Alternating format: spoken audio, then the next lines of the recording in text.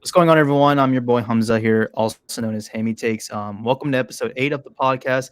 I'm joined here with a very special guest to my left here, or to my right if you're looking at the screen. My boy Nikhil, or also known as my boy Moody from Three.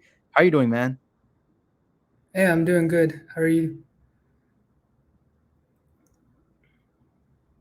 Doing pretty good, man. We're just talking basketball today. The playoffs are going on right now, and right now, as of this time we're recording, we are watching the Golden State Lakers game. Um, and if you guys don't know, Nikhil is a Warriors fan. So we're just gonna be talking some playoff basketball. So, what do you think so far of the game? Like the Warriors, how they're playing, and the Lakers, and I so mean, far. so far it's pretty good. We're doing a good job on Anthony Davis, which I like considering he was killing us the last game. And I don't know, that's Hmm. the one guy we've usually had trouble with. Um, but on the other hand, LeBron is kind of cooking us right now, not the best. But we are up big, which is great. Reeves is another guy who usually can get it going. He hasn't been doing well today, which I think is good. On the flip side, Right? surprisingly, starting Jermichael Green worked. I was not expecting that, but we've got good Yeah. contributions from pretty much everyone, and I really like how we're attacking the basket. Steph is running a lot of pick and roll right now, and he's creating a lot of opportunities. I think that's really great. Yeah. Yeah. I mean, I did not expect that. Jermichael Green starting, but apparently it's worked because Kevon Looney was struggling defensively against Mhm. Anthony Davis, and it did work. And then I did notice that they were putting Draymond on Anthony Davis, and he was slowing Anthony Davis down. And I was like, okay, Yeah, you got to put Draymond on Anthony Davis, neutralize him because Draymond Green, like the game, he's having a good game so far.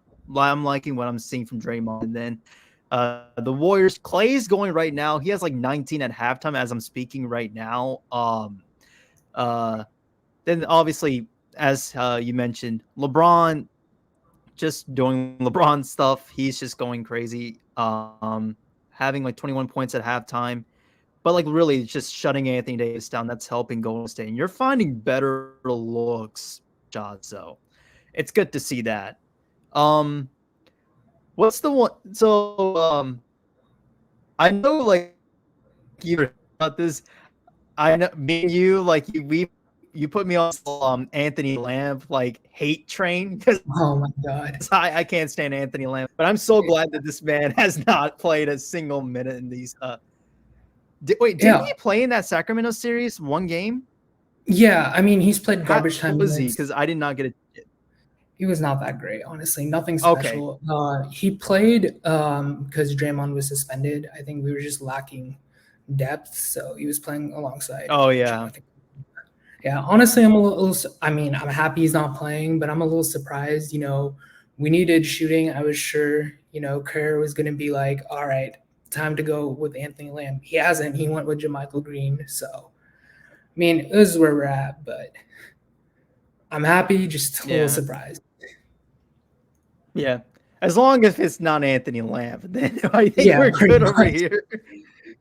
I can't stand Anthony Lamb personally, so I mean, dude, how are the Nuggets up on the Suns right now?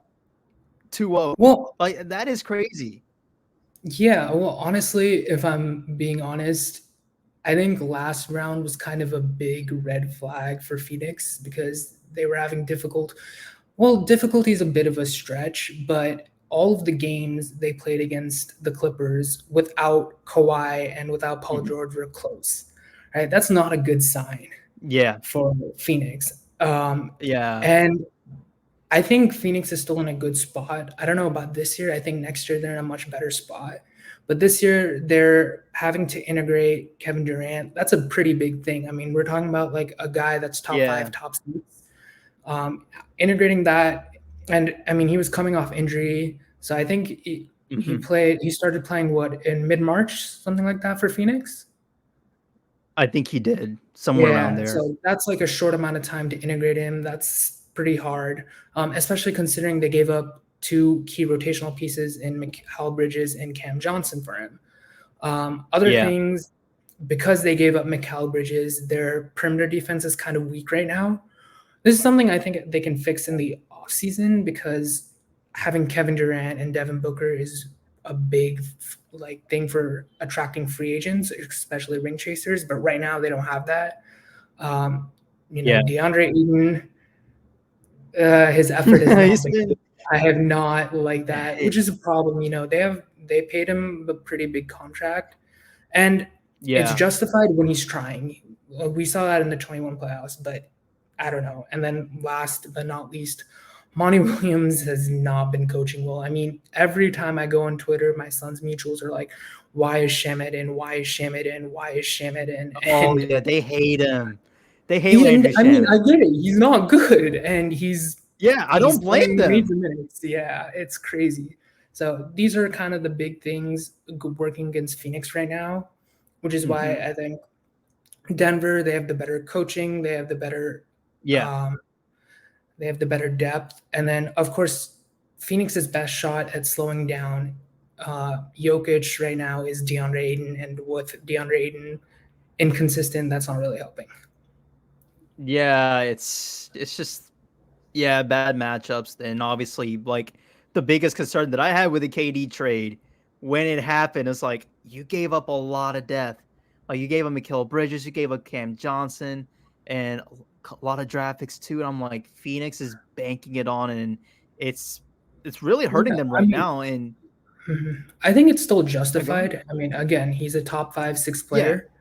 I just think right. in the short term, it's hurting them. But long term, I think this offseason is really crucial for them. And I think they're going to get like real depth just because they're now Yeah, much more attractive free agency depth. So I think Phoenix fans should still be very probably. happy with that trade. But this is where we're at.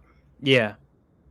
Dude, oh no, I love what the Nets are doing. Like I think they could be a really good team if Jock Vaughn's not bad of a head coach, and if like really the amount of talent that they got, plus the draft capital they got, I like the Yeah. Nets long term. I think they could be a really, really good team if this team gels Mhm. together. When they get like a full off season together, they gel and um, I think get the they're chemistry lacking a going. bit in star power. Like Mikal Bridges has been Yeah, great, of course, and I mean they've got Cam Thomas. But yeah, one thing I was thinking, and I know a lot of other people have floated this, they have the trade ammo now and the depth to go for a yeah. star. And They there's two definitely guys I'm can. looking at. There's Damian Lillard and there's Trey Young, right? Now I don't know if either of those Yeah, guys will be traded. I hope not, especially Trey Young for your sake. But yeah. I those are two mean, guys I would look at. yeah. Dude, we're stuck right now. Atlanta is so stuck. I mean, I have no clue what this team can do. I mean, one of my friends was suggesting that we should go for Embiid, but like I don't know if that's a good idea now though. Like I don't want Embiid being my number one option because like But he's I mean, how great, would that but work? Like, would you trade Trey that's what I for don't Embiid? get. Like if Okay. assuming if Embiid, like if assuming if he loses the series to Mhm. Boston, like there's probably growing speculation that he might want out. Yeah. So like then he was like, okay, the Hawks should trade for Embiid. But like I Mhm. really don't see how Trey and Embiid gonna work together. Yeah. I don't know. I mean, pick and roll would be pretty monstrous, and Embiid does a pretty good job of Yeah, covering defensive um, weaknesses or like defensive lapses. He does a yeah, pretty good job with that. I'd say the bigger concern yeah. is how would you get him without trading Trey? Because you traded a ton of draft picks for Murray, and John. Yeah, we you just traded. traded Yeah, a couple more picks for Sadiq Bey, right? So I don't know if it's feasible. yeah, we The other sent two thing second is rounders. depth, right? Trey and Embiid would be a great duo, but Yeah, depth is severely lacking even now with Trey. depth's gonna And be, yeah, and we need the depth that we have right now. We can't afford to lose it even more. Mhm. That's the problem. So it's just I yeah, don't know how we're gonna do it. yeah. One thing I noticed is I depth just hope is John Collins is gone. You said what? no. I was just saying, one thing I noticed was depth is really important this playoffs. The teams that are really deep, they've been faring a lot Yeah. better. And I Right. think, that's something the Warriors definitely need to start looking into, because right now Yeah. I think we're good. We have some nice depth, but it's very backcourt oriented. We need a lot more front court depth, which I think it's not the worst Yeah. thing, because there's five guys. I think we have three free agents: Dante, Lamb, and Jamichael Green. I think all should walk. I think Ryan Rollins should be traded. Honestly, I don't see his fit long term or short term. I mean, he's a point guard. Right. Short term, he's not contributing. Long term, we have Poole in there.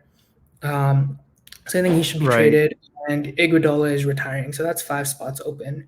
I think two of those should There you go go. into veteran front court guys. And I think one of those guys should be a floor spacer. I've been saying Kevin Love for a while. Fortunately, I don't think he'll leave Miami, but I'd love that. He's a great spacing threat. He's a great passer. Yeah. He's a great Yeah. rebound. I think he would fit perfectly on the bench unit alongside Gary Payton and Jordan Yep. Poole. That'd be perfect, and he'd help space the floor Right. for Kuminga as well. I think that's perfect. But if not him, guys Yeah. like Dario Saric or Juancho Hernan Gomez, I think great. And the other Yeah. thing I want is a rim protector. I know last year we didn't really have a rim protector. We kind of relied on Draymond and Otto Porter for that, but I don't Yeah. think we can get away with that anymore. We definitely need a rim protector. I'm looking at JaVale McGee or like Nerlens Noel. I think with those two Right. guys, and then starters, Poole, Moses Moody, Gary Payne, Jonathan Kuminga, I think that's a really deep team. And I think that's Yeah, that vital. could be a really good team. Core is getting older now. And Yeah. Curry's had injuries. Draymond is currently playing injured. Clay has been kind of injured. So if I'm the Warriors, I'm definitely looking at the front court. I'm saying we need two more guys to keep these guys fresh. Yeah. Yeah. Shout out Moses Moody, man. Yeah, Shout out I'm Moses surprised. Moody. Dude, he's on. Yeah. I That mean, this is dude took a big insane. He leap. wasn't playing in the regular season, and they like the last three games of the regular season, they turned him. He's playing fantastic. Then come playoff time, He's been awesome. Kerr puts him in, and he's been doing great too. I was like, wow, I was not expecting Dude, that. he's making an impact right now.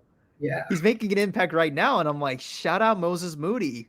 That yeah. is awesome. See, his game Yeah. translates really well with the playoffs because he's a shooter and then he can defend. Right, he's a literal 3-and-D wing, and then he improved Yeah. his finishing and rebounding, which has been huge.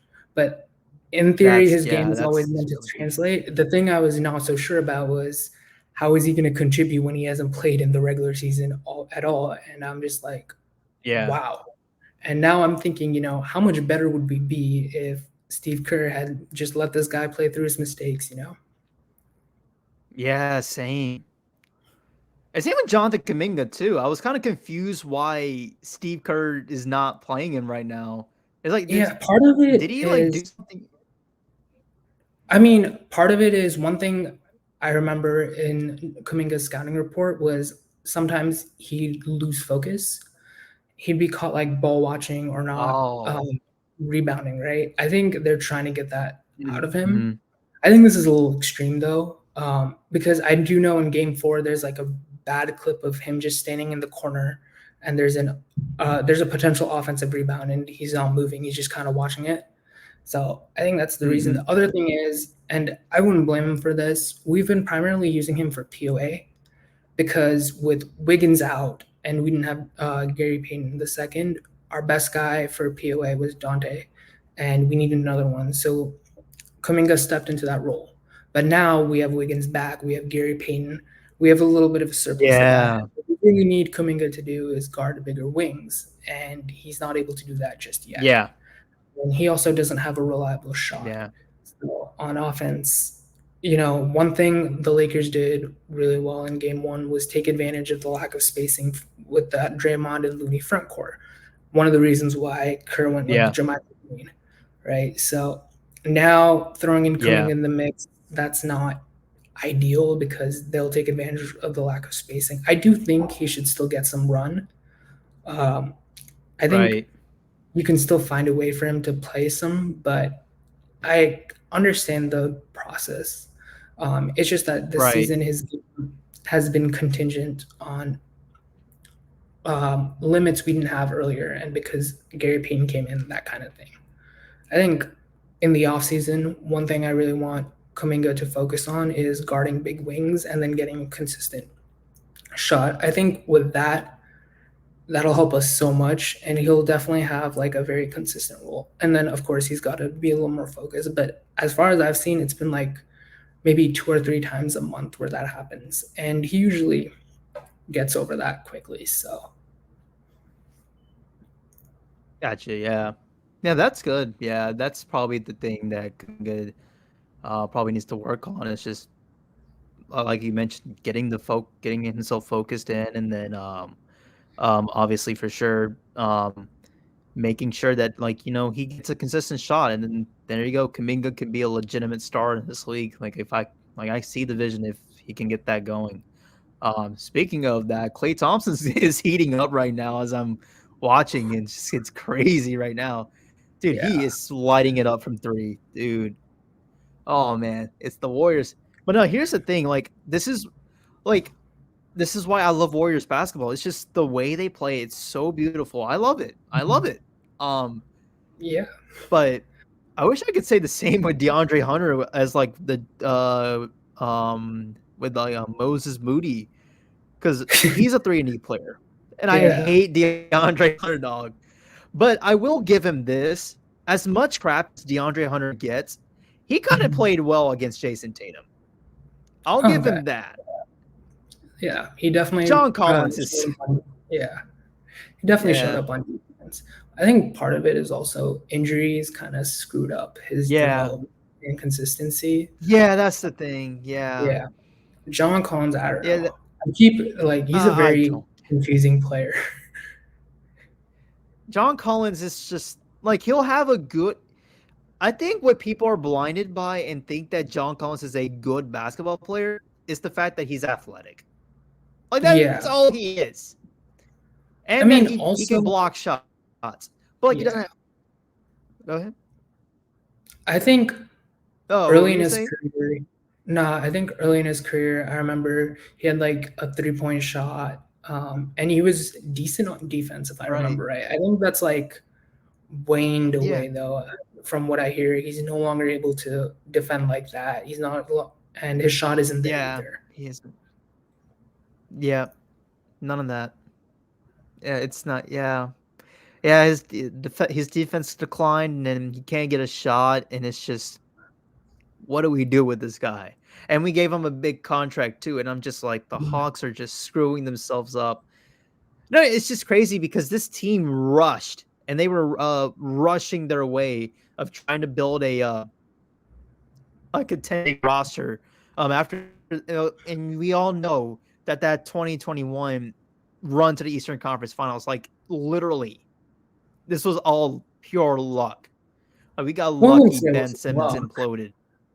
Well, I wouldn't say it's fully Wait, true. luck, but yeah, there was a little bit of luck in that. It's really interesting because It was.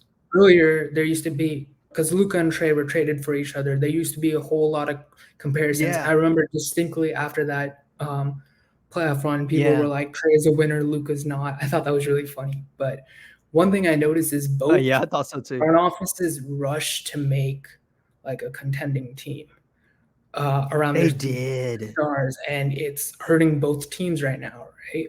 Like, I think the Yeah. best number two Luca's had is currently been Kyrie Irving. And I Yep. mean, Kyrie right now, you have to worry about injuries. You have to worry about loyalty. He Yeah. can do at any time. Um, Yep. yeah, and honestly, I say the Mavericks got lucky that Brooklyn wanted to move on. He requested a trade, and they were able to get him for cheap because of all these Yeah. like, off-court issues, right? But otherwise, Right. they've done a poor job of building around Luca. I'd say the Hawks have done the same thing with Trey, and a lot of it is just Yeah. because they rushed to Yeah, build they around. rushed too quickly. Yeah, and it's unfortunate because at first you can say the Stars should appreciate their front office for believing in them and trying to build around Right. them. But that Yep. patience only goes so far, and Yeah. now I don't know how long both guys will be patient. I think both Trey and Luca are safe, are happy right now. With Trey's case, he should be pretty happy that the Celtics, who I still think is the best in the East, especially now that Milwaukee's out, they were able to steal 2 games from them. Yeah. And this is the first season he and Murray have been together, so we'll see Right. how this goes. And then Quinn Snyder, much better coach. I think that should make him pretty happy. Oh Um, yeah. yeah. Likewise, Luca, Yeah. they got him Kyrie Irving. Jaden Hardy is pretty underrated. So I think for now, both front offices should feel pretty safe. But I think Right. they got to be a little smart with how they're going to do, because you guys have those big Yeah. contracts to Hunter and Collins Yeah. that you need Those to are definitely hurting get rid us. of. And then Mavericks, they Yeah. have those big contracts to Dwight Powell, to Tim Hardaway, to Yeah. Bertans. Yeah. Yeah. Yeah. It's just they rushed, gave out contracts, and like you said it perfectly, man. They really are like being a bit impatient right now, and coaching matters a lot. I'm kind of curious to see what the Hawks do though. Like next season with Quinn Snyder, DeJounte seems to be bought in, was a Mhm. great sign, and I'm hoping Quinn Snyder like fixes DeJounte's defense because he kind of lost some of that perimeter defense this year. I'm not Mhm. sure if this was like a Nate McMillan thing or what it was, but DeJounte did not look like the same type of defender that he was back in San Antonio this year. So I'm hoping that Coach Snyder just fixes that. And the Mhm. one thing that I do have my issues with Trey, and it's just one thing only. The dude has not changed his game since high school. Like he plays the same way. He hasn't made any Mhm. adjustments. He hasn't evolved his game. I mean, like it's this. He plays the same way, and teams are able to shut him down quite easily. And Hawks fans, including myself, I've been clamoring this for Trey. If you play a bit more off ball, you will be unstoppable. It just seems like Trey doesn't commit to that, and Mhm. that's my issue with him. That's the one issue I have with Trey. It's And interesting. I feel like, and this is a recurring theme with all like offenses, right? Um, right, I wonder if it's Trey not committing to being more off ball, or if the scheme is set up so that Trey is not off ball as often. And part of that is Trey Young is a really good on ball. He's a legitimate offensive engine, right? yeah, he is.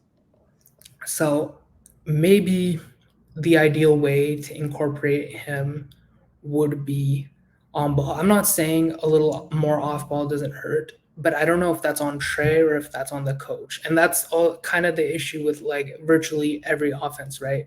Currently, you're seeing a lot of Warriors Right, fans be like, put Curry more on ball, put Curry more on ball, right? Is that right, Curry's choice not to be on ball, or is that Curry's choice not to be on ball? We're not sure, right? right, It's kind of conflicting.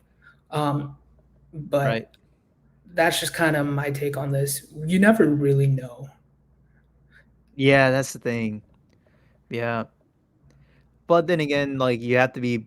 It's just somehow we got to figure out the way he needs to be more efficient because Trey's really inefficient, like with the performances he puts up on a daily basis. And then I wonder whether if it's the coach or not. Like you mentioned it, and so like that's also a good point that you made.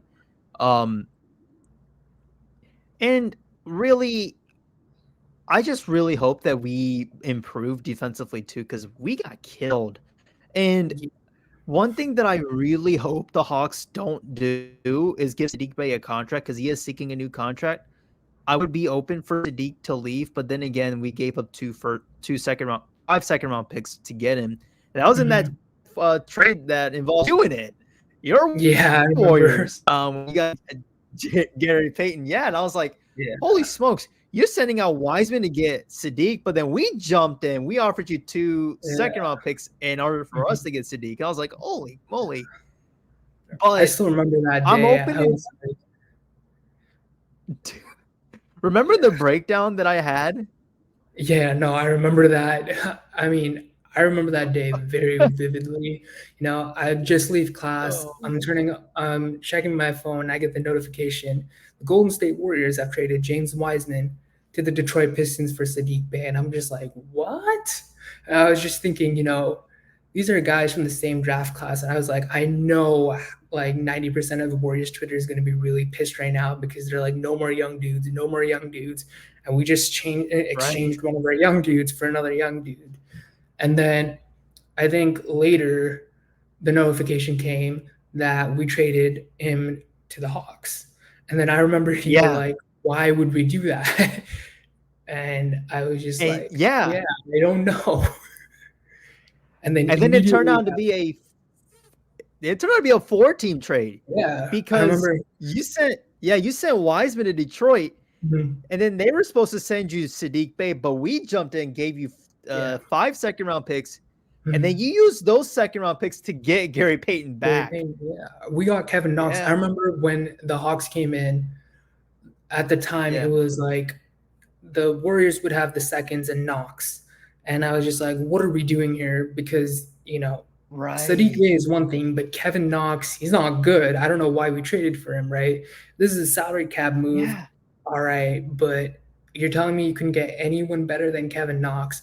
I remember you told me immediately after, you're like, oh, you guys got Gary Payton. I was like, yo, that is awesome. And I remember Yeah. the downside Yeah.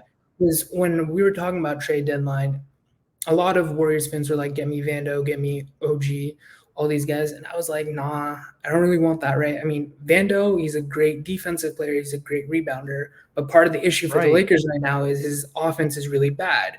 And that's why he's getting put Yeah. off the floor. Right. And I was like, Yep. okay, that's going to be a problem for us too, especially because we already have Draymond and Looney in that situation. It's like, Right. I don't really want that. If we have no choice, go for it. But I don't think that's going to be as good as people expect. And then people were talking about OG, and I was like, I mean, OG's offense is better, but it's not like a needle mover. His defense is really good. The key thing that was worrying me was like, one, we're getting rid of promising guys like Kuminga for OG, who doesn't have that much of a high ceiling. The second thing is OG is really, Right. really injury prone. And I was like, I don't want to deal with that, especially with Steph. Of like an aging core, you don't want like another thrown in injury prone. So the guy I really wanted was Caruso, and I was like, if we get Caruso, I want Dante traded because I don't want to run 3 guard Yeah. line.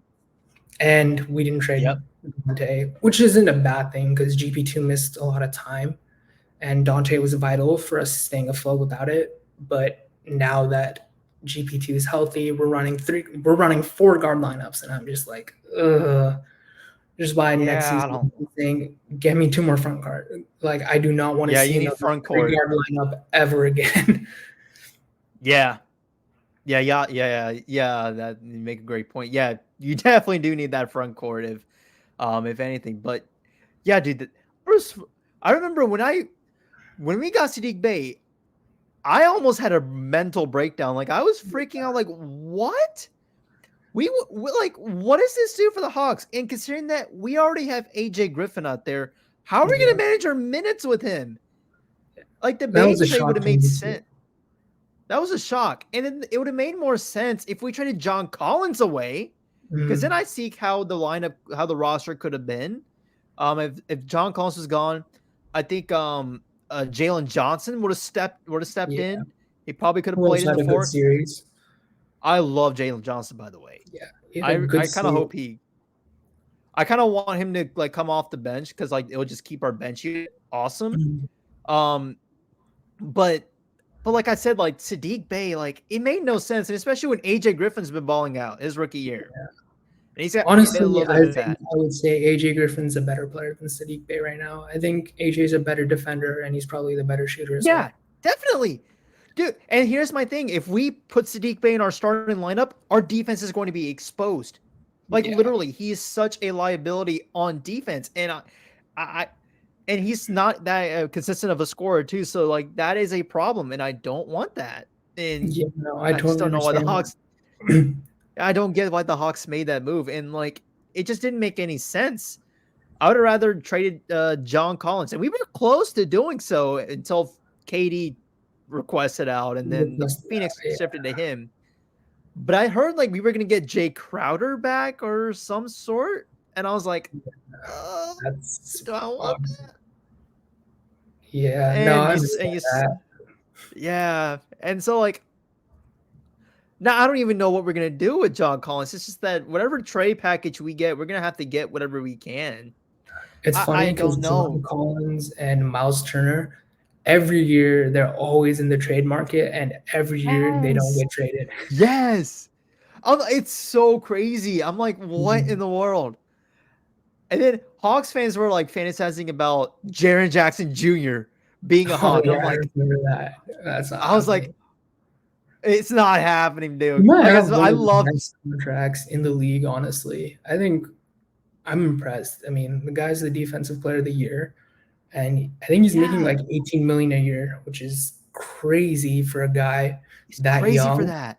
I mean, Yes, he's already a pretty good shooter, and he's improved his offensive game. He's like much more of a he creator keeps now. improving. Yeah, Yeah, Jaren and Jackson Jr. keeps is improving, dude. I Memphis love got his him. deal on that contract. I'm like very impressed. And I here's the love. crazy thing: he's younger than Ja. I He's think they're younger like than John he's Morant. younger than Ja. What? I'm not kidding. Like he was Yeah, drafted a year before Ja, but he's younger. I think they're like months apart. I think so too. Yeah. Oh, that's That's so crazy. wow. Mhm. That is incredible, man. Speaking Speaking of of the Memphis, Grizzlies, yeah, yeah, I it like took the how we were words on out. the There same you go, page man. there. There you go, man. Hey, Yeah. I like it, man. But dude, the elephant in the room, man. Dylan Brooks. That was crazy. I was always saying Memphis needs to move on from him because, Yes. he's a solid defender, right? Or well, solid is probably underrating him. He's a great defender, but his Yeah. offense is not good. And he suffers from the guy who thinks he's a star but isn't. He takes so many bad shots and it kills Memphis. I mean, we won game 6 against that team largely because this guy, Dylan Brooks, was just shot chucking and he was bricking. Yes. I'm like, oh my god. And it no, well, the crazy part was is that Dylan Brooks was like one of the best college basketball players when he was playing college. Like I Mhm. remember watching him going up against Alonzo Ball in like the Oregon and UCLA days.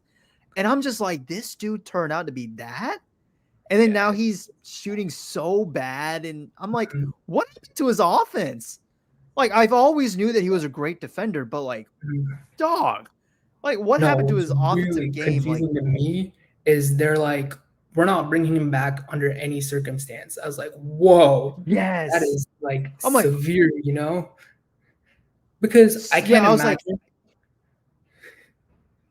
Yeah, I can't imagine like if he's willing to sign a vet min contract. I can't imagine they'd not bring him back, right? Like on a vet min yeah, contract, that's a really good deal. Right? It's one right, thing if he's asking for like Jaren Jackson Jr. money. I understand that. But you're telling me even on a right. vet moon, you're not bringing him back, and then they publicized it. Free agency is like 2-3 months away. They made that Yep. decision, publicized it in a short time. I was like, I feel like something happened behind the scenes, and it happened like really recently Yeah. for me to take this stance. Because otherwise, I Yep. just don't get it. Like, there's no way is I remember seeing a tweet, 30 out of 30 teams would take Dylan Brooks on a vet minute, and I was like, well, evidently 29 because Memphis is not bringing him back under any circumstance. There The you go. question is now, why aren't they doing that? Right? Yeah, something had to happen, man. Yeah, I think something Yeah, I happened. was confused. And then like you saying under any circumstances. I'm like, whoa. Like they made their decision and they're not bringing him back. So I'm like, I wonder what happened. Like Yeah. because and then like I'm seeing guys like JJ Redick like blasting Shams Charania for Mhm. like the whole like making this whole like the way he worded it out. But I'm like, I wonder if Shams is like reporting it right though. What if it actually is true that they don't want to bring him back under any Mhm. circumstances? Yeah, Oh, I that mean, was crazy, man. that is crazy. I think with Mm, Shams and Woj, the thing is, usually when they tweet something, it's based on what the agents and like the front offices want people to hear, right? Part of the reason they're Right. good insiders is because they make deals with guys inside the league offices with agents, right? Yep. To get the first scoop, as long as they Yep. tweet what these guys want them to do. So I don't Right. think Shams did anything sketchy there. I think he was told directly from like a member of the front office that they're not planning to bring him back under any Right. Under circumstance. any circumstances. It Yeah. is interesting. It might be that they got mad at something. It might be like an overreaction sort of thing. Like, you know how many people on Twitter they go on long rants about one player and then the next day they're all calm. It might be something similar Yeah. to that where they're in this like anger zone. They're like, we're not bringing him back. And then a couple months later, they'll be like, okay, maybe he wasn't that bad. If he wants like a vet min, we'll bring him back. Yeah. Man, I don't even know, man. It's so crazy. Like the Memphis, and I think what's Memphis's biggest problem, they don't have anyone to hold that team accountable. Yeah, I mean, I say that's a coach thing.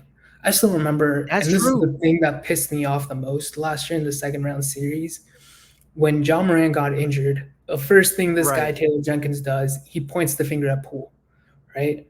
There's no evidence whatsoever. He goes out, he says Poole yanked the thing, and then immediately after the timeline was flooded with pictures. And I distinctly remember I was like, what? And if you look at the video, it was like 4 seconds long, and Poole's hand is on Jaw's knee for like 1 second. You cannot tell me that in the 1 second Poole's hand was on Jaw's knee that it caused so much damage, right? And then when it was Right. revealed that Poole yanking didn't cause it, this guy didn't walk it back, right? So that was Right. the one thing that pissed me off, right? I know a lot of Right. people were pissed at Mike Brown for the whole Mhm. Sabonis thing, but in my opinion, that's nothing. He didn't go call Draymond dirty or anything. He didn't insinuate anything like that, right? Obviously, Right. he did try to make Sabonis's injury a little bit better, right? I think any coach in any situation would do that because they know, right? You need to get any advantage, right? And I Yeah. understand Jenkins trying to do the same thing, but I think he went a little too far, pointing the fingers directly at Poole, right? Without any Yeah. evidence, you know. So that pissed me off. And that's just kind of how I look at it. You know, it starts with the coach. And then, of Right. course, they don't really have that many vets. They have Steven Adams. He's awesome. They Oh, I bought love Danny Steven. Green. But then they Yep. lost like Kyle Anderson. They lost Melton. And they replaced it with young guys. So Yep. I do And think, Brandon Clark's good. yeah, he's good Brandon too. Clark's, yeah, man. Yeah, that's costed Memphis. Like they lost Brandon Clark and Steven Adams. Like their bigs were gone. I'm like, yeah, Yeah. they did Honestly, not have it. I think LA still probably would have won even with those two guys in, just because LA is a really Yeah. good team. But Right. definitely not having Steven Adams and Brandon Clark on the rebounds hurt Memphis. The other thing that hurt Memphis is they don't have a good, reliable secondary creator. They're banking Yep. on Bane and Jaren Jackson Jr. to be that, but those guys aren't that yet.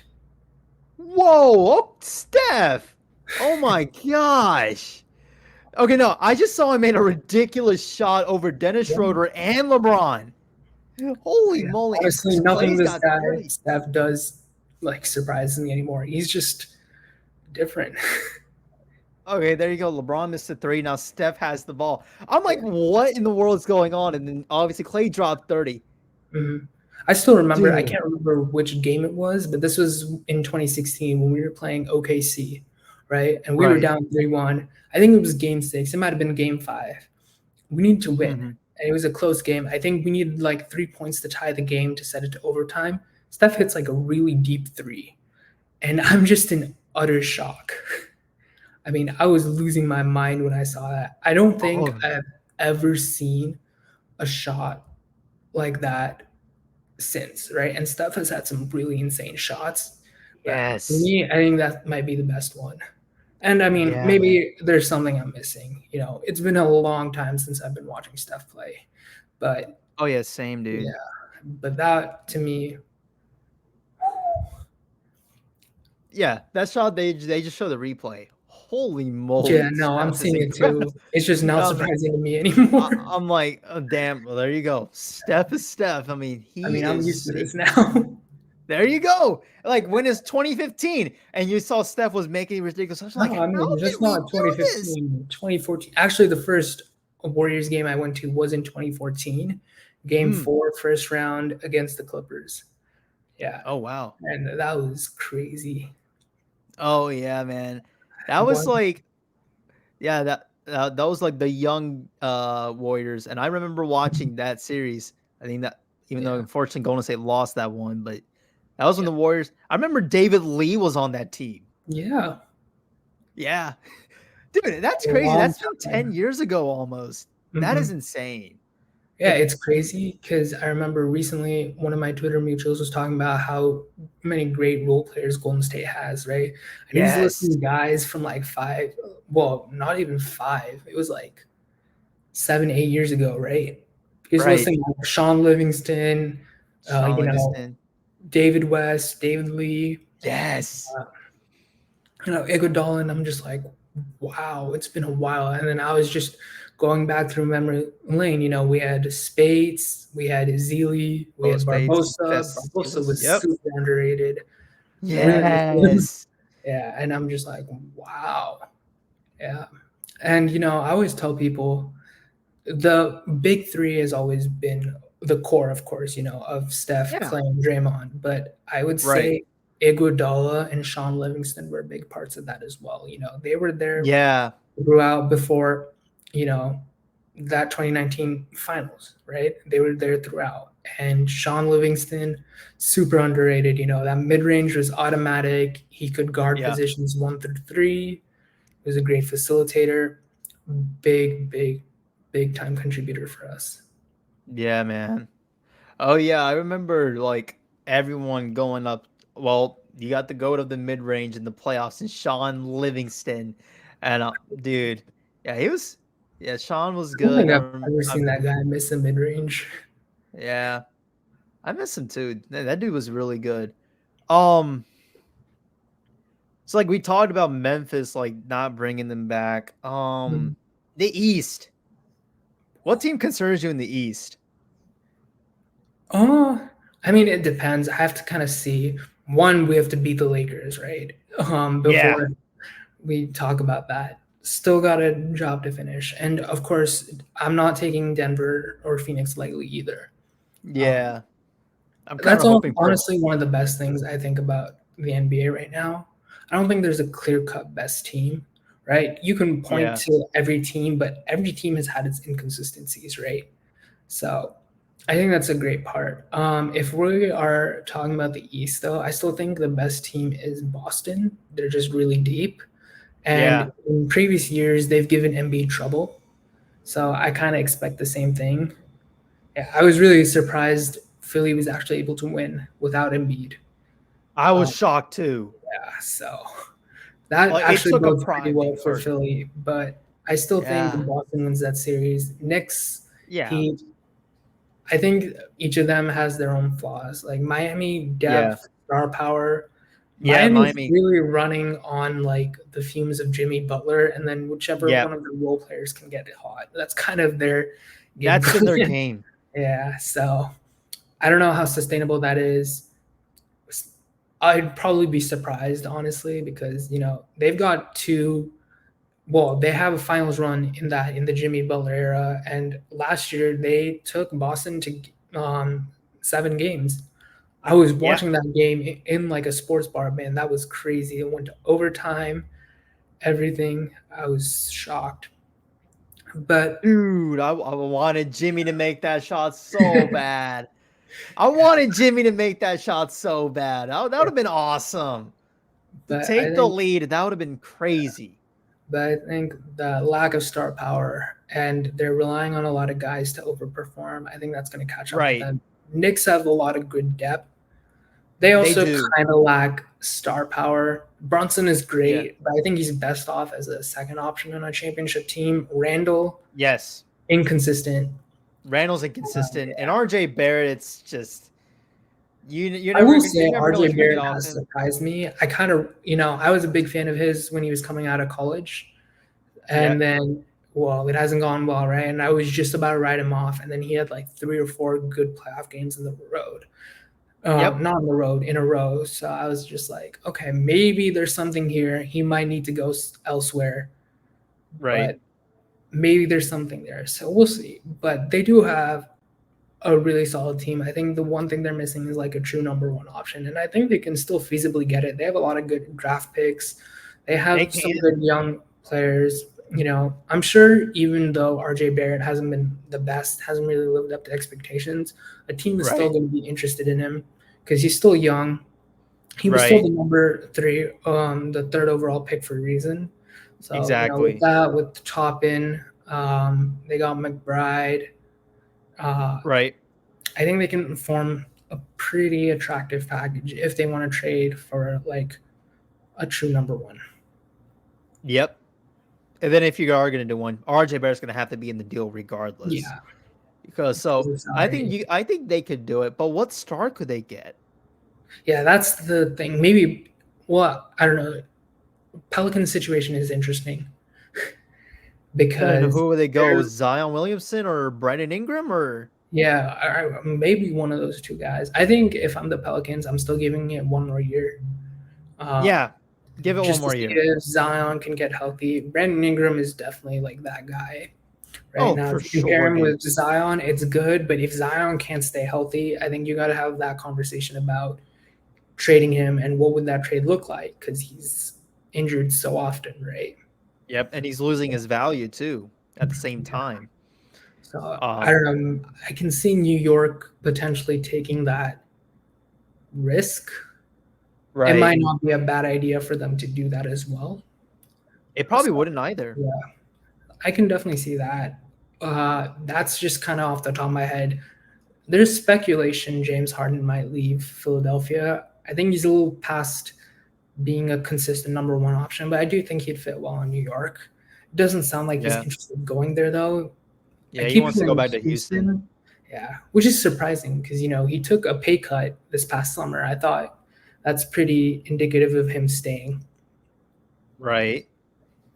Yeah. I don't know. Maybe he wants to get something a big contract. And if Philly doesn't beat this series in Boston, I think he's gone. I don't think Interesting. Harden stays. I That's interesting.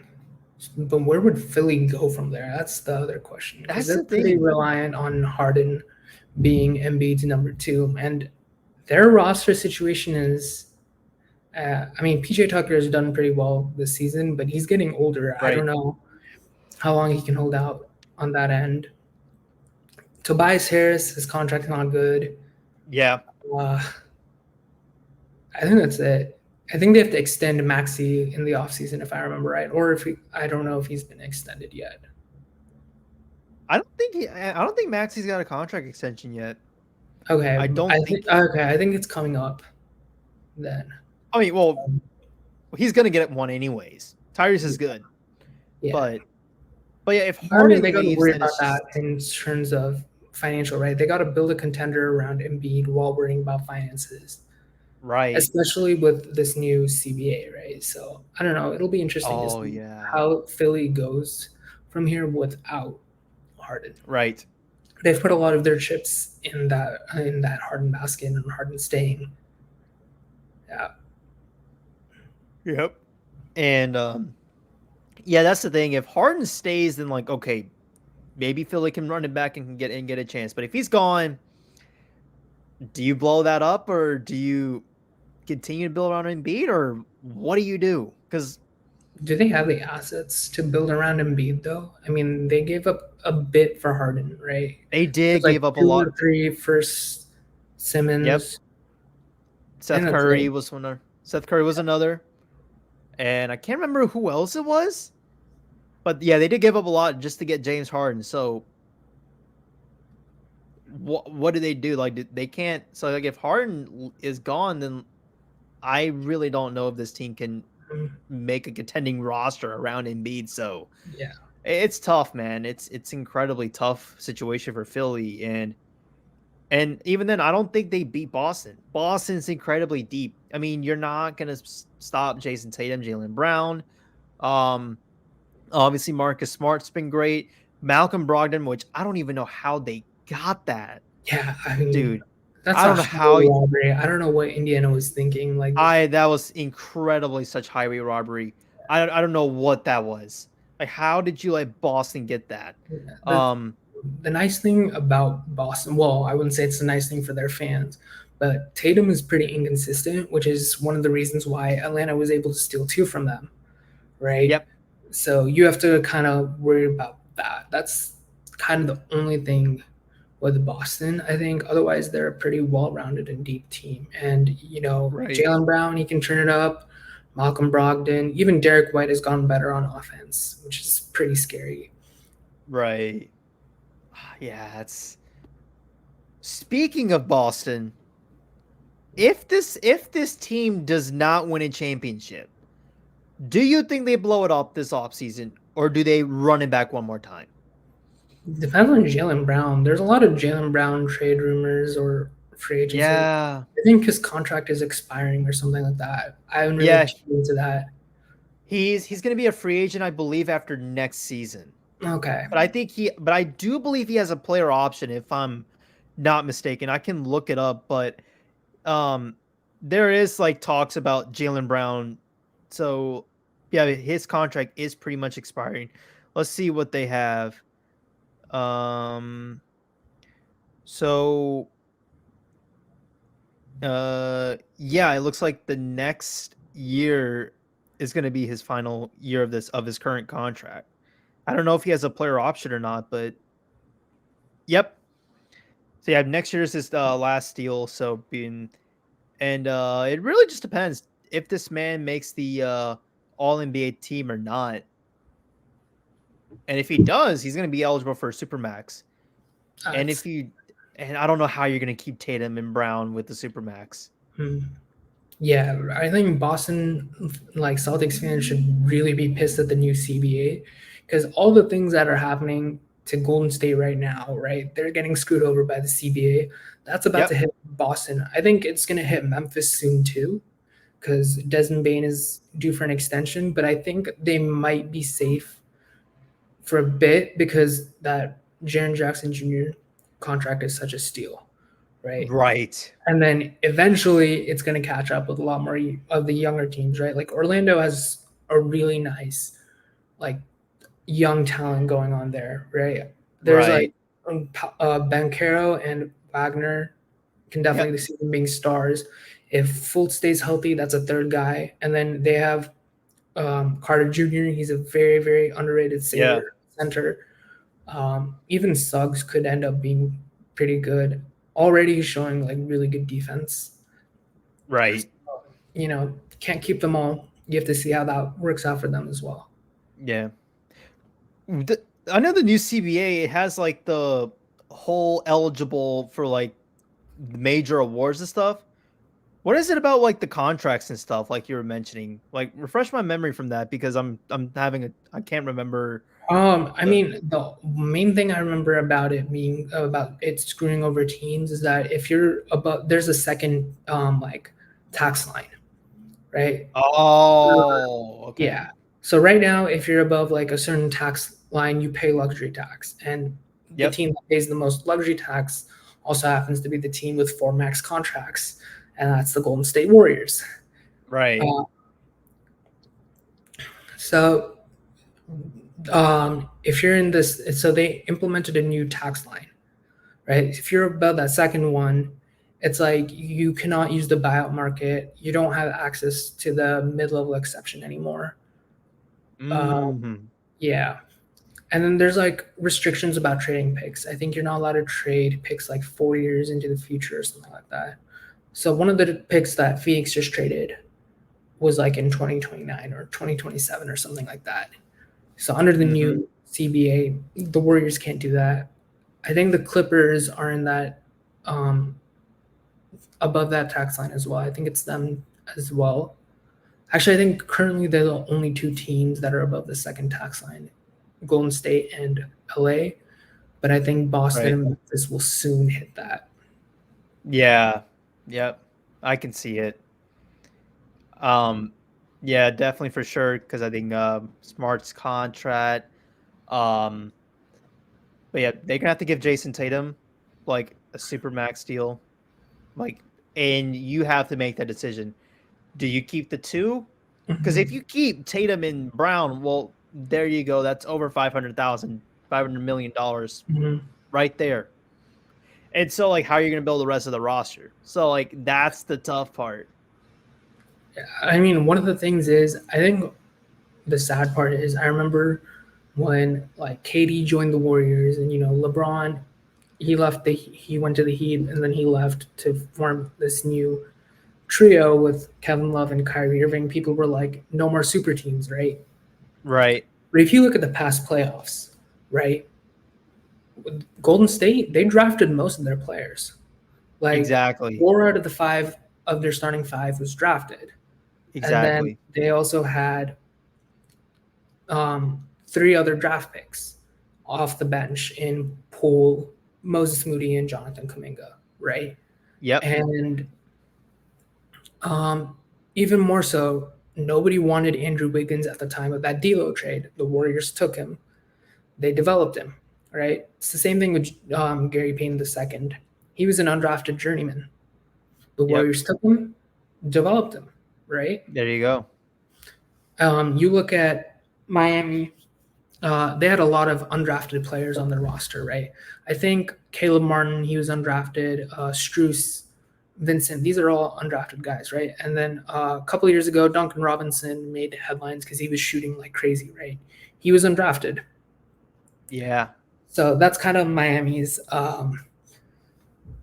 MO. They take these guys, it's built, not bought. Boston, same Exactly. thing. Most of those guys were drafted, right? Right. Uh, Actually, it's the same situation. 4 out of their 5 guys were drafted. And then they also had Grant Williams off the bench. Exactly. Memphis, a lot of their players were drafted, right? Phoenix, same thing. So we had this rise of built, not bought teams. And Exactly. then, and now the new CBA makes it harder for those teams to continue, right? Yeah. Which is a sad part. I Yeah. think Which it's kind of awesome does that you suck. have built, not bought. I think that's really good. And like the thing is, it's entirely possible for a lot of these teams to replicate that, right? A lot of people were talking about big market this. Golden State was not a big market until like Steph Curry started lighting it up, right? Exactly. And like Yep. the dynasty was formed. Okay, they Yeah. were a small market. And here's the thing with Golden State. They got their guys ready, right? The next round, right? After 2019, part of the reason we were able to win was because Jordan Poole and Kevon Looney, they developed. Yeah. They developed into key contributors. We drafted those guys at what we would consider like the old dynasty, right? Kevon Looney was drafted in 2016. Poole was drafted in 2019. We kept them, we developed them, and they were huge pieces to our run last year, Right. right? Also, keep in mind our owner Joey Lacob. I think he's not even like a top 10 richest owner, right? Denver's owner is actually the richest. I think he Yeah. owns all 4 of Denver's sports teams, or he owns a ton of sports teams in Denver, but he's like the richest in the league. Lacob's not that Yep. rich.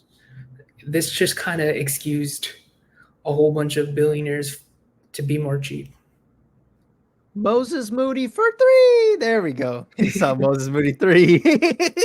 Oh, my bad. I cut you off right there, but Moses Moody three. We got to do it for the brand, my That man. was the guy I wanted at 7.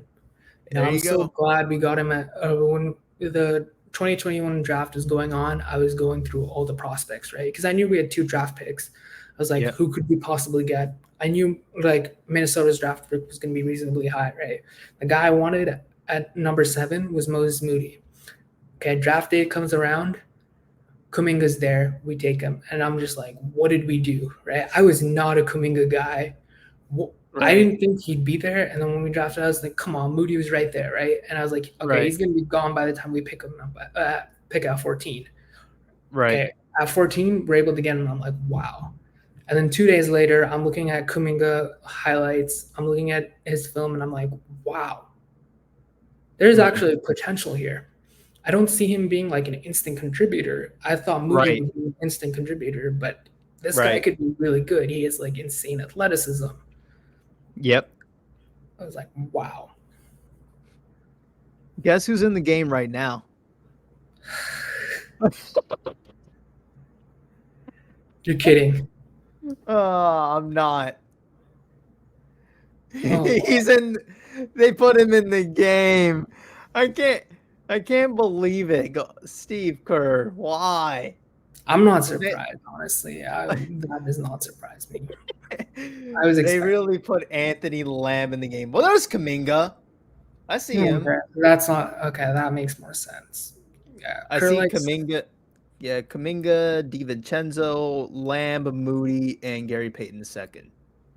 Oh wow, I don't know Yeah. about that lineup. That's a pretty small lineup, actually. But yeah, you guys are up by 20 and it's 6.5 minutes left. And I don't in the Lakers, I think Yeah. have their bench out. Okay, But yeah. that makes a little more sense. Yeah. I would like. So I kind of want Jamichael Green in instead of GP2, just yeah, to preserve GP2. exactly. Yeah. That would probably be a great idea if I was Steve Kerr. Just put Jamichael in. Because Gary Payton has been incredible for you guys. Yeah, we I needed. remember last year's playoffs, dude. That defense he put on was awesome. Yeah, And I'm like, he's like a holy very, moly. very talented defender.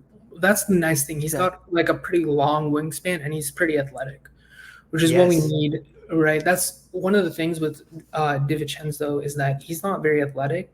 He's not very fast, and he's not very. He doesn't have like the wingspan that Exactly. GP2 does. So because he hustles a lot, he's a good defender. He has his limitations. And that's why last series when we were playing against Fox and Monk, they were killing him on defense, right? He could not guard those guys because those are athletic, fast guards. Exactly. That's also why this series I figured he'd do a lot better because on defense, Reeves, D'Lo, those guys aren't as fast or athletic as De'Aaron Fox and Malik Monk.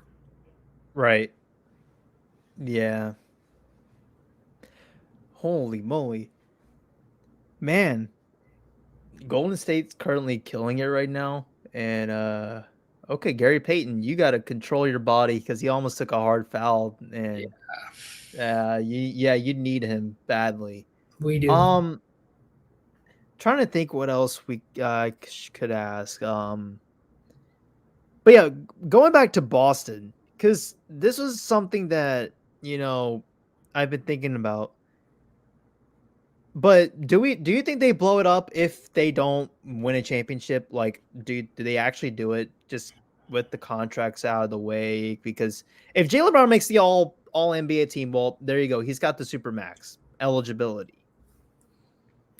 I think it depends on what they get. I don't think they'll blow it up completely because that'd be a bad choice considering the rest of the roster is still like really good and Jason Tatum's still there, right? I'd say retooling is probably a better option than completely blowing it up. The thing is, I don't know. It depends on how contract negotiations goes. It also depends on what Boston could potentially get. Yeah, well, they could get out of the Brown trade. I don't really know what Jaylen Brown's trade market would be like. I'd imagine OKC is probably interested. Pelicans would probably be interested. Maybe Minnesota. I don't know. Could Minnesota do it considering what they gave up for Rudy Gobert, though? Yeah, I don't know. I mean, Karl Anthony Towns. I don't know what his market would be like either. That's a tough one. But would Karl Anthony Towns fit, though, in Boston if they were to trade him away there? I mean, I've always felt like Towns' biggest issue has always been, like, work ethic. Because a lot of his weaknesses he hasn't really fixed, and they're pretty easy. Like, he just needs to show some effort on defense and work on his shot selection. So maybe going to a different team, you could buy in. But even assuming the current thing with Robert Williams and Al Horford, they should be able to cover. And Boston has a lot better perimeter defenders than Minnesota does. I know Yep. Minnesota's got McDaniels, but and well, I guess Kyle Anderson, but that's about it. Boston has a lot more. I think with that, Exactly.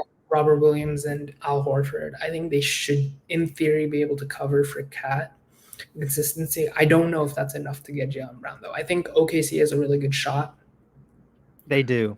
Yeah, Pelicans, I can see. Maybe New York. New Um, York. yeah, Wow. that'd be interesting. Actually, now that I think about it, there is actually a lot of options for Boston to trade Jaylen Brown. I just don't know if Yep. they'll get a package they'd like because they're trying to retool. Like if They you would remember, want to, yeah. like if you remember when San Antonio traded Kawhi Leonard, they passed on a lot of heavy picks because they still wanted to contend. So they went for Right. DeRozan and Podol, which Yep. wasn't a good move, but so I could see Boston going for that. Okay. Yeah, I could see it too. Yeah, considering that you already have Jason Tatum that's almost about to enter his prime, and you already have a great roster around him, and you're just minusing Jaylen Brown, you probably want to get like depth at least just to preserve the continuation for this Celtic squad. Um, Hawks fans are wanting Jaylen Brown to be a Hawk, and so Yeah, I'm like that would looking. be awesome. Honestly, he's from Atlanta. Yeah, same, That hometown reunion. I love that stuff. You know, same here. Yeah, yeah, a so homecoming would I be would awesome. definitely root for that happening. That was Yep. actually, I know we're talking about basketball, but just a quick sidebar to the NFL draft. Right. I wanted the Steelers to take Joey Porter Jr. and they did. They took him in the second round, Mm-hmm. which was surprising. But I wanted them to take him in the first. I was like, he's the son of Joey Porter, who's a Steelers legend. I was like, I want Oh yeah. that reunion to happen, and it did. I was so happy. Exactly. Yep. That would have been awesome, and I'm glad they did that. But yeah, Jaylen Brown going back to Atlanta, that would be cool. I just don't know how that would work though in Atlanta. I Like kind of want to see how DeJounte Murray fits in there in Boston. I'm not gonna lie. I don't know if that would work because Boston already has three guards actually, in Brogdon, Smart, and Derek White, and I don't White. think they should Yeah, give up any of those guys along with Jaylen Brown for like DeJounte Murray and someone else. But exactly. that fit is interesting, honestly. I'm not gonna lie. It really is. Mhm. And I know Hawks fans are saying that we should consider probably trading Trey Young away. I'm not confident building around DeJounte. I don't think he's a number one. And Yeah, me neither. honestly, I'm not sure if he might be a number two. He probably could be a second or low end number two option to a high end number three. Like I don't think DeJounte can. I don't think building around DeJounte is a smart idea I at see all. why, because I think you're kind of stuck in purgatory where you don't have the picks to really improve your team, but Exactly. you also don't really have tradable assets outside of Trey like Young's our best bet if we want to like at least get some value in. yeah, maybe a It's DeJounte trade might work. It'd be weird considering trading him after you traded for him, but exactly. that might be your best bet if you want to keep Trey, which I would. Like I said, he's a legitimate offensive engine. I don't think that's pretty rare. I don't think you can really say that about Yeah. any feasible target. Exactly. Yeah. And it's hard. I mean, but like yeah, the Hawks, they are stuck in this situation, and it's like you mentioned earlier, they rushed to say, okay, we're gonna keep this core because they made it to the Eastern Conference Finals, and therefore like okay, this team can contend. I did not like that. So I'm not sure what's gonna happen next season. I know Quinn Snyder, he's fixing the coaching staff. I Mhm, think there's guys that was part of McMillan's staff, like he's mhm, getting rid of. And yeah. so he's about to have a brand new coaching staff. So I'm Mhm. kind of ready to see what the Hawks is I gonna. don't think it's all doom and gloom because there is still some good pieces. We mentioned AJ Griffin, Jalen Yeah, Johnson. I think both those exactly. guys will be really good. A guy I've always liked, Onyeka Okongwu. He's I also love him. good. Yeah. So I mean, there's still it's not all doom and gloom. There are still some good like solid role players, young role Right. players around Trey. Mm-hmm. Um, it's just a matter of getting a couple more, and either hoping one of those role players takes a leap to be like a legit second or third option, or Dejounte Yeah. himself takes a leap, or Exactly. It's either one of those two. Hoping it's AJ Griffin. I'm hoping that this man improves because he's already shown that he's a great defender and he could score too. And I'm confident Quinn Snyder can do it. I mean, if it was Nate McMillan, there's no way I would be having any sort of confidence that he would elevate. And I can it's kind guarantee if Nate McMillan was still our coach, we would have gotten swept it's rather kind than of taking 2 games. interesting because I remember the first time when Nate McMillan was hired, he actually did a really good job with the Hawks, which is why I He think, did. yeah. And then he kind of just started falling off. I think that's interesting because there's a lot of coaches you could say that, and then they kind of Exactly. fall off. And we just saw like Budenholzer, he was fired today, right? When he Yeah, first joined Milwaukee, he changed the scheme, and that helped Milwaukee so much. But now exactly. he's kind of fallen off. Same thing with There Monty you go. Williams. When he first joined Yes. Philly, they were doing really well. I mean, they're still doing well, but like coaching wasn't an issue for them then. Now it is. Right. And then hopefully Mike Brown doesn't fall into that trap. But because he's been incredible. But yeah, like Boonholzer, that fire today, I did not like it. It's only for the fact that what Boonholzer's going through right now. Yeah. Like, yes, he did not deserve to keep his job because of like the inconsistencies and the Mhm. roster was falling apart. He was failing to make the adjustments. That's why the Bucks lost to the Heat.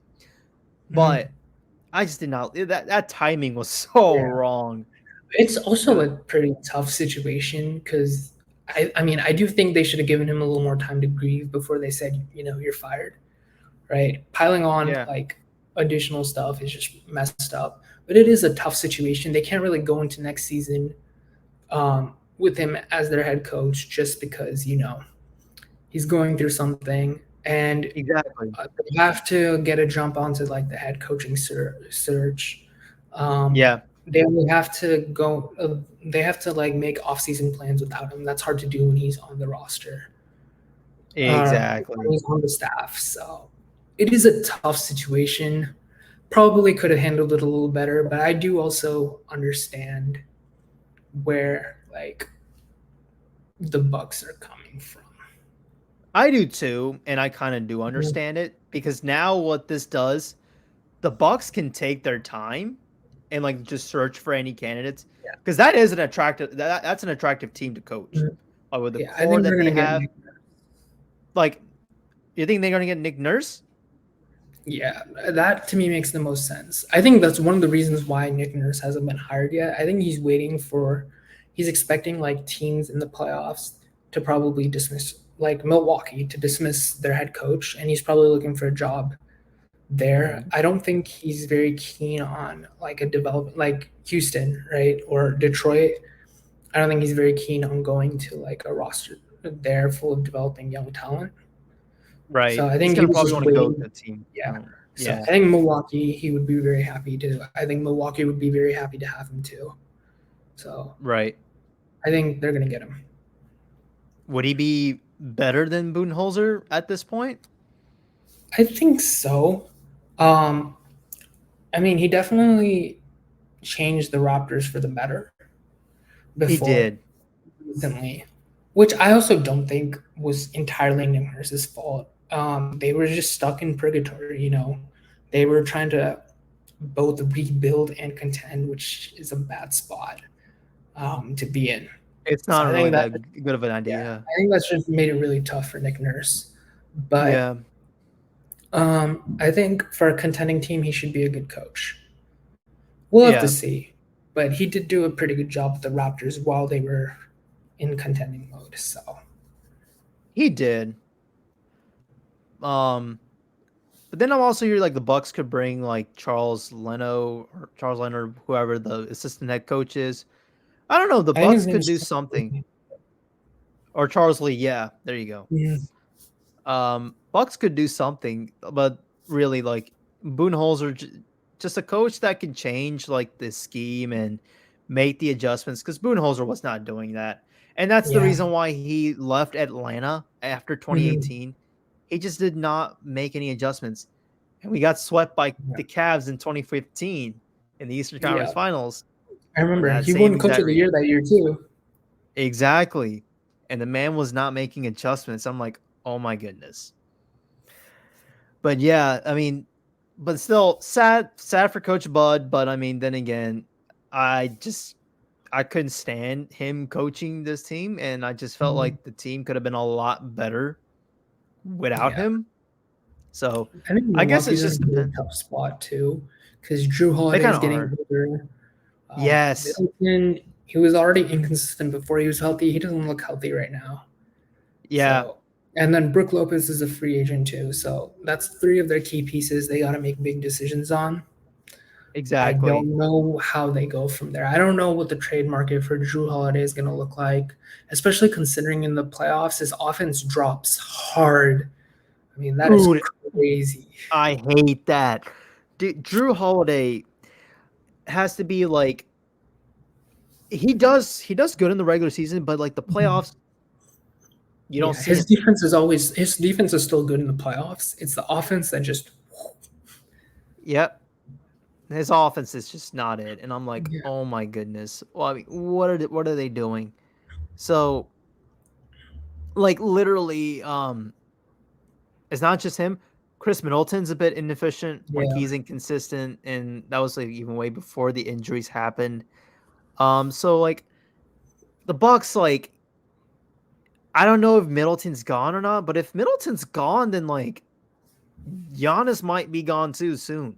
Yeah, So like these two, it depends on what their trade market's going to look like. I think Middleton will still get a decent trade market. He was still, I mean, people were having conversations about him being the Batman and Giannis being his Robin. Foolish, but those yeah, conversations are. I'm sure teams will still remember that and be like, okay, maybe he has potential as a number one option. right, So I still think he'll have a good trade market. I just don't know again what that trade market will be like if Milwaukee decides to trade him. yeah, yeah, yeah. They're in a tough spot right now. And they brought back Bobby Portis. He took a massive pay cut, Mhm. which was great. It was huge for Milwaukee. Mhm. But yeah, they need to get. I say they probably need to get Brooke Lopez back. Yeah. Personally, they need I him. mean, he's also getting older, so that's also True. another thing. I think that sucks for them because he's just coming off his best season. I mean, he was in the Defensive Player of the Year conversation. I think he was a finalist, if Exactly. I remember right. And then on top of that, I believe so. he's a legitimate floor spacer, right? That's a very valuable thing. If you can get like a center that can block shot, well, not block shots because that would be more like Miles Turner. Like a Right. center that can legitimately protect the rim and shoot threes. That's a very valuable commodity. So Exactly. I think he'll have a pretty like nice market, which is a pity. I would love him on Golden State, but I don't think that's realistic. But on the flip side, he's also getting older. You don't know how that will work out. Exactly. Yeah. That's the concern. And then same thing with but yeah, him, Middleton, Holiday. Do you think they could trade for Dame Lillard? I know like people were floating that idea.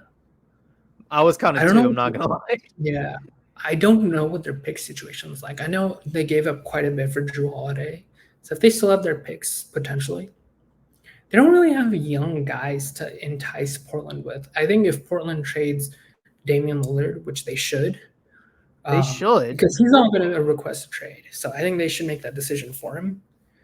Um, Exactly. they'll be going for a full rebuild, and I don't think Milwaukee has those guys outside of like Beauchamp, who they just drafted. Like that's about it. I think New York, Brooklyn, they have better choices. Maybe even the Pelicans. Right. I think those are three teams that have better Hmm. assets to make that. Yeah. Orlando's a sleeper team that I could see doing that as well. They also have a lot of nice assets. Right. I don't know, man. It's just the idea of pairing Dame with Giannis. That would be an awesome Yeah. duo. That I would think be a the sick Bulls are duo. interesting to look at. Because The if Timberwolves. no, the Chicago Bulls, Oh, the Bulls. Okay. because they should definitely be blowing it up. That I trio could see of them doing it. DeRozan, Levine, and Vucevic is, well, it wasn't good when it was formed. It wasn't like a superstar trio. It wasn't like a true big three like your Right. They Steph, just got Draymond, K. unlucky with injuries Yeah. because Lonzo But Ball's been even dealing with then, injuries. like that trio is not very good on defense, which is not It good, wasn't. right? I was surprised. Like Lonzo Ball and Caruso, they did a really good job of carrying that defense. Um, Exactly. and Yep. then on top of that, DeRozan's playoff struggles, Vucevic is like Yeah. inconsistent. He's also an aging center that doesn't provide defense. Like Exactly. that's just not like a good way to sell it. So I think Yep. it's time. Well, they should have blown it up a while ago, but I think it's time to do it now. You better do it Um, now if you're Chicago. yeah. But again, trade markets are going to be interesting. Who's going to trade for DeRozan? Who's going to trade for Levine or what Well, if Levine, I can see teams doing. He's still a young guard, right? right. He's younger than DeRozan, and he doesn't have that history of playoff issues, right? And Yep. at least he has the tools to improve on defense. Actually, I Exactly. He remember does. seeing like Bucks fans floating this like whole mess of like 14 trades where they land Zach Levine. So I could totally see that happening. I could That would be see the Nets trading for him, Levine maybe would the be an Knicks. upgrade over Yeah. Middleton for me. Yeah, so there, I think Levine has a pretty good trade market. It's the other two, I don't know how that's gonna work. Yeah, the DeRozan Vucevic, I don't know if he has any value. If I'm being honest, he's Yeah, not I been don't think good. so either. I don't. DeRozan's tough because of the contract. Mm-hmm. Levine is okay. You got a guy that's young and like he could provide you with the great offense, even though the contract Levine's contract's not that bad, is it? I think it's like I know I he's making actually like don't know the details. I don't think it's too bad. It might be. I think the bigger issue with Levine has always been focus. Like yeah, there are times where he's prone not to trying hard on like defense or rebounding, and then also injuries. yeah, that too. Yeah, I've seen that, and yeah, that's the sucky part for Levine. But when he's on the court, he's better than Chris Middleton. Like he's an upgrade over Middleton for me. Mhm. It's just like scoring wise, defense though, I'll probably value Middleton on that one. But Yeah. then again, but yeah, that's the thing. Like Giannis needs to get shooters around him, like guys that can Mhm. score all around him to take the pressure off of him. Because Giannis just can't keep carrying this team on his back. It just can't Yeah. happen. And even Giannis himself, as a guy that I really love, he needs to get better with his shot. Like Yeah. if you want your career to have that longevity, you got to work on that Mhm. jump shot. I mean, a lot of people were questioning LeBron when he was in his prime, like during his Yeah. Miami days. You got to work on your 3-point game. You can't just be relying on the mid-range and your athleticism. Yeah. Look at Mhm. LeBron now. He's improved as a 3-point shooter. Same with Steph LeBron's Curry. like career is crazy because the Yeah. first time he went to the finals, right? Again in 2011, or not the first time. It's the first time he went to the finals with the Heat. 2011, they Yeah, faced Dallas, right? He exactly. would go to the rim and he could not score against Tyson Chandler, or he could score, but he Yes. was scoring like very efficiently, which is crazy, Yep. right? Tyson Chandler was a good rim protector, but we're talking about LeBron here. So what he did in the Exactly. offseason is he worked with Hakeem Olajuwon on his post game, and that was Yep. huge. The following year, Huge. MVP, and probably his best season to date, right? 2012 or 2011 to 2012, or maybe it's 2012 to 2013. The following two 2013 seasons, was when he went yeah, ballistic. probably. Yeah, Yeah, but after that, improved post game, improved slashing game, improved playmaking, improved defense. I mean, exactly. insane, right? That's just a Yeah, testament to his work ethic, right? And then as he got older, he worked on his jump shot more to for his longevity, right? One of the exactly. reasons he's had um, this long of a career has been adjusting his game, and Well, he also spends a ton on his fitness and nutrition, right? Yeah, that's true. Two things Yeah. he's done. Yeah, which I think every NBA player should really follow. I think that's just smart Yeah. basketball, right? But Yep. that's one thing. And then when the Lakers brought in Westbrook, one of the key things is, well, you have three guys who need the ball. How's this going to work out? Well, if you see like early the season, LeBron put in a lot of effort to be better off ball, and it was Yeah. working to an extent. The issue with Westbrook was not really. I mean, the fit was questionable, but it wasn't like a game changer. The issue was Westbrook's contract was really bad, and Yeah. that was limiting LA's ability to get depth and players that fit better. Exactly. There you go. But Yeah. when they That first was traded strong. for Westbrook, LeBron put in a lot of effort to be better off ball, and he did. Yeah, he did. And I saw that. I was like, wow. Yeah, give me a And then second. also, oh yeah, you Smoke got it. alarm's going off. Oh shoot, you're good, man. You're good, man. While he's on his way back, Warriors have won game 2, so they tied the series. There we go.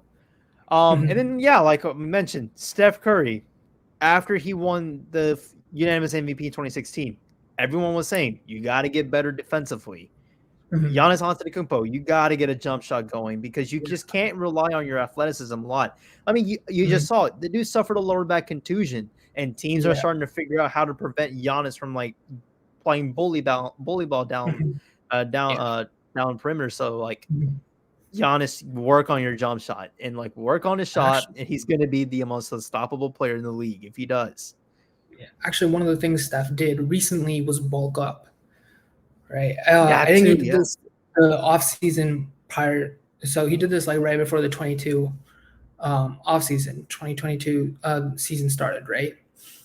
He bulked up, and Right. as a result, he got a lot better on defense, right? He was always a solid defender. People always made Curry's defensive concerns a lot worse than they were, right? But he became a good defender just because he bulked up, right? Right. It became so much harder for people to like push him around, to blow by him. He could handle the physicality of the game a lot better just because he bulked up. Exactly. And then with Yeah. Giannis, 21 season, all right, I know like his jump shot has always been like a concern, but I think even before we talk about jump shot, free throws, and this is an issue with Simmons too, right? You have to hit your free throws. And Giannis, he actually worked on that. He worked on improving his free throws so teams can Yep. hack him in, right? With Simmons, that those free throws were always an issue. And this is my thing with Simmons, right? I just don't think he has the work ethic because before we talk about Exactly. his jump shot, his free throws had always been an issue, and he just refused to work on them. Right? Each Yeah. season, free throws were an issue, right? And then, of course, I do think he had mental health issues. Like it gets rough, right? Especially when his head coach and his teammate threw him under the bus. I do believe that, Right. but I think two can be true. I think prior to having mental health problems, he just didn't have the drive to be better, and this is where we're at. Yep. Yep. And he's at this point in his career. And even Kobe said, work on your jumper. Simmons did not do it. And it just became to the point where it Simmons lost his confidence in that Hawks series. And then it became Mhm. evident. And then when you look at, and then I'm like, Giannis. And the crazy thing is, Giannis on that game where he scored 50 in that finals game to Mhm. win the championship, 17 from 19 from the free throw line. Yeah, I How mean, did he get bad? he I don't worked know on how it. he got That's worse. just a testament to his work ethic. He worked on it, and I think Giannis. I'm confident that Giannis is going to work on this game, and he's going to improve as his shooter. I mean, because Giannis is a guy that's a hard worker. He's incredibly dedicated. He's not going to give. He's not going to be the one. I'm not going to. I'm going to. He's going to look to adapt his game, but he needs to do it quick Yeah. because teams are starting to figure out how we're going to stop Giannis from like going downfield, and Giannis has to, and also Giannis needs. It's better for his body long term because he can't take any of that any longer. And so, Yeah. like Giannis, you're gonna have to like literally adapt your game. And this is the Mhm. offseason where you take it seriously and you do it and you Yep. develop a jump shot, develop that jumper, make sure like you can make it consistently, and then like your game's gonna be great. I mean, Kevin Durant, like he evolved himself as a scorer. Like he wasn't just like, oh, okay, I'm gonna go pull up. He finds ways to score. And Yeah. KD, like he Mhm. literally evolved his game, and literally now, like even with the nasty injuries that KD goes through, Yeah. still the greatest scorer of all time. Like he's Mhm. been that guy, and like he elevated his game. There you go. KD's unstoppable still to this day, even with the nasty injuries. Yeah. Giannis, you can do the same thing. I mean, there's so many examples of this, right? When KD joined the Warriors, one of the things Right. that they worked on was improving his defense because before, I know he's He was kind of tall and he's got a pretty big wingspan, but he was right. just a solid defender. When he joined Golden State, they started having him defend bigs, they had him defend centers, and they had him improve his rim protection, and he was huge, right? When the Yep. Warriors ran that death lineup, right, your best rim protector was Draymond Green, right? And that's Yeah. not a bad thing. But Draymond is Not a always bad going to thing. in like that help role, right? Now imagine having Kevin Durant be your rim protector, right? Like your primary rim protector, just sitting in the paint, right? You can let Draymond be the most effective. And this didn't always happen. Kevin Durant still guarded wings, right? He guarded LeBron, you know, he Yep. guarded Kawhi. He still did these things. But because he was able to improve his rim protection, right? His rim protection abilities. He made Golden State's death lineup on defense so much more lethal. And I think that's a really underrated part, right? Because people are Right. always like, oh God, OP, Steph and KD, but they're always talking about the offense. No, the defense got a lot more OP in that death lineup because of the improvements Kevin Durant put in. Right. And then, of course, Steph had less offensive responsibility. Oh, both of them had less offensive responsibilities, so they could devote more energy to defense. So that was the thing. Exactly. And then the other guy I'm going to cite is Tatum, right? When Tatum, in the first 2 years Tatum was playing, he was not good on defense, right? People we're talking about how easy it is to like exploit him, right? Yep. Well, now he's like a lot better on defense. And a lot of that is because of his work. There you go. Yeah, man. Yeah. Giannis, just work on your jumper. That's all we ask, because like everything else he does is great. It's just the jump shot. If he gets better at it, there you go. Because I don't want another Ben Simmons situation going on with Giannis, Yeah. and you don't want that. Mhm. Um, the game did conclude. Warriors won by 27 points. They end up tying the series. Now it's going to be Game 3 in LA. Can't wait for that one. Wonder how Staples is going to be rocking, or Crypto Arena, I should say. I still call it Staples for I know I'm some so reason. used to it being Staples Center, this crypto Reno Dude, thing. like I don't like the name. And like same with Golden State, like you moved to Chase Center. I'm like, oh, I was like Yeah. I once I always called it remember Oracle Arena. Oracle. Yeah. It's always Oracle for me. And I was like, holy cow! And now you moved to Chase Center. I'm like, okay, I got to get used to Chase Center now. Maybe that's just And us then getting older, man.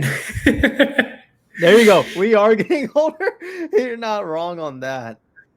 It's crazy. We're both in our early 20s, but Yeah, there you go. nostalgia hits you. Like, I was really young when the Warriors started really winning.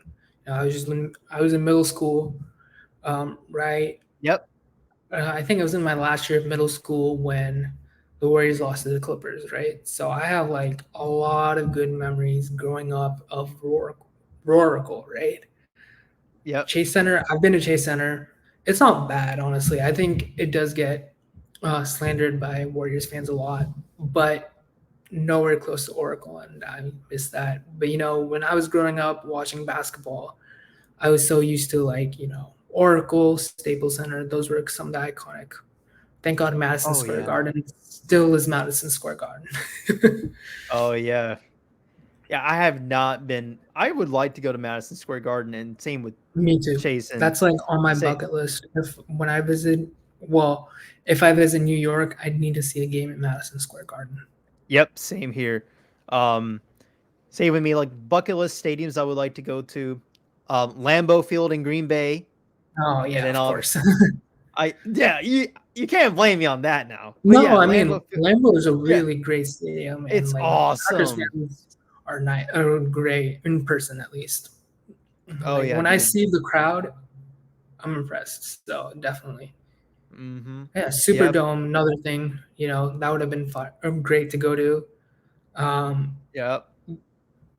I do want to go to one of Sacramento's games. Golden One Center. I want to see the beam being lit up. I mean, I made so much fun of that when we were playing them, but I respect it. I think Light the Beam is awesome. Yeah, that it's an awesome Um, thing. I think it's creative. I'm really glad they came up with that, and I really hope Right. I can catch one of those games.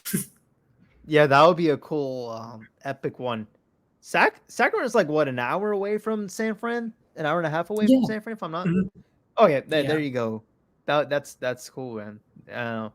Um, but yeah, Lambeau for me. I do want to. Yeah, obviously Madison Square Garden, State Farm Arena in Atlanta, um, Mm, Crypto Arena, Chase Center. Um, what's another good stadium that I could that I'm thinking of? I don't know. I think those are the all iconic ones. Well, Oracle is no longer there, which sucks. I kind of would wish yeah. Golden Oh, State would Soldier stay. Field is no longer there, huh? Yeah, the Bears are moving to Arlington Heights. Yeah, dang. That'd have been But then nice again, too. Soldier Field's getting old though, so Yeah. and it's like, yeah. Um, I want to listen. I want to. SoFi Stadium is a cool place to go to Yeah. in LA. Rams Stadium and the Raiders' new stadium, Allegiant Stadium. That's another one. But yeah. Oh, I Um. used to hear so many things about the Coliseum when I was growing up because I Oh had yeah. a few friends who were Raiders fans when I was growing up, and yeah, I heard a lot of things. And I mean, the Coliseum was right next to Oracle Arena. Yeah. So I Yes. told you, right, the first game I went to was game 4 of that Clipper series, right? I distinctly remember because there's this guy, that Warriors fan, that got drunk and he was kind of being obnoxious, right? There's this other dude in a Clippers shirt and he was saying, like, and this Warriors fan was like, I applaud you, man. I applaud you for your bravery because if you wore like the opposing team's shirt in like Coliseum, you'd be torn apart. And I mean, he said some really explicit stuff, but that was kind of the gist, and I was like, wow. Oh no. Yeah, yeah. My dad was Oh like, my. don't be that fat, and I'm like, come on, man. My dad took that as a learning opportunity, as a teaching opportunity. I was like, come on, man. There you go.